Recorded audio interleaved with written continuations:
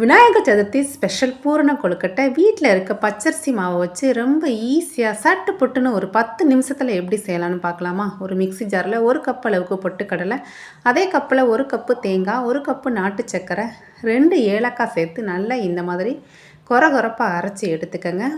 இப்போ இந்த பூரண கொழுக்கட்டைக்கு நம்ம மேல் மாவு ரெடி பண்ணிடலாம். ஒரு பாத்திரத்தில் 3 கப்பு அளவுக்கு அரிசி மாவு எடுத்துக்கலாம். அது கூட தேவையான அளவு உப்பு, 1 ஸ்பூன் அளவுக்கு நெய் சேர்த்து இந்த மாதிரி நல்லா மிக்ஸ் பண்ணி விட்டுருங்க. இது கூட நல்லா கொதிக்க கொதிக்க தண்ணி சேர்த்து இந்த மாதிரி ஒரு ஸ்பூன் விட்டு மிக்ஸ் பண்ணி விட்டுறலாம்.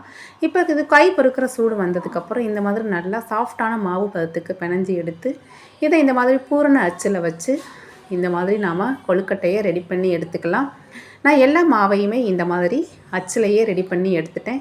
இப்போ இதை ஒரு இட்லி பாத்திரத்துக்கு மாற்றிக்கலாம். நம்ம பாருங்கள், 10 நிமிஷம் வேக வச்சு எடுத்தோன்னா செம சூப்பரான சாஃப்டான பூரண கொழுக்கட்டை ரெடி ஆயிடுச்சு. பாருங்கள், நம்மளோட பூரண கொழுக்கட்டை எவ்வளோ சூப்பராக சாஃப்டாக வந்திருக்குன்னு கண்டிப்பாக நீங்களும் ட்ரை பண்ணி பாருங்கள். அப்படியே நம்ம சேனலையும் சப்ஸ்கிரைப் பண்ணிடுங்க.